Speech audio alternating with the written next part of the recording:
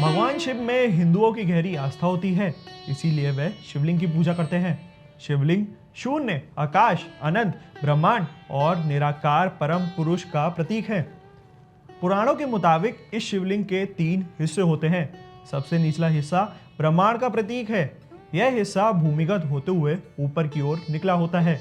गोल आकृति वाले इस हिस्से के चारों तरफ नाली सी बनी होती है। रुद्र संहिता के अनुसार इसे जलहरी कहते हैं।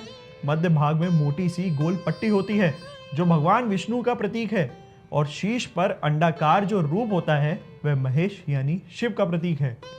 पुराणों के अनुसार शिवलिंग के 6 प्रमुख प्रकार होते हैं। यह है देवलिंग, असुरलिंग, अर्शलिंग, पुराणलिंग, मनुष्यलिंग और स्वयंभूलिंग।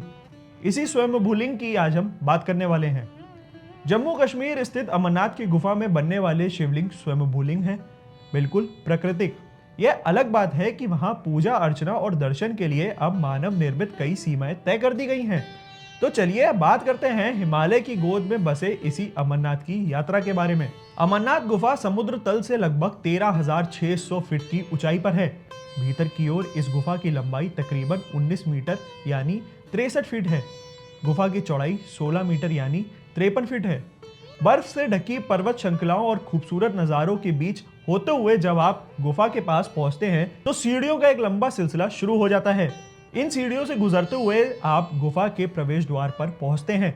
यहाँ बाबा बर्फानी के दर्शन करने आए भक्तों के लिए मंदिर प्रशासन ने चुस्त व्यवस्था कर रखी है। यहाँ से अंदर जाने के बाद आपके सामने होंगे बाबा बर्फानी यानी शिवलिंग जो स्वयंभू हैं। यहाँ श्रद्धालुओं को कतारबद्ध रखने के लिए बैरिकेडिंग की गई है। इस प्राकृतिक शिवलिंग के समीप कोई भी श्रद्धालु नहीं जा सकता। कहते हैं कि इसी अमरनाथ गुफा में भगवान शिव ने मां पार्वती को अमृत का वो रहस्य बताया था। यही वजह है कि अमरनाथ की यात्रा को तीर्थों का तीर्थ कहा जाता है। इस पवित्र गुफा की यात्रा आप आषाढ़ पूर्णिमा से रक्षाबंधन के बीच कर सकते हैं। इसी महीने अमरनाथ यात्रा की इजाजत दी जाती है। बाकी महीने यहाँ चारों तरफ बर्फ ही बर्फ होती है। यह जो प्राकृतिक शिवलिंग है यह पिघले हुए बर्फ के बूंद बूंद टपकते पानी से निर्मित होता है।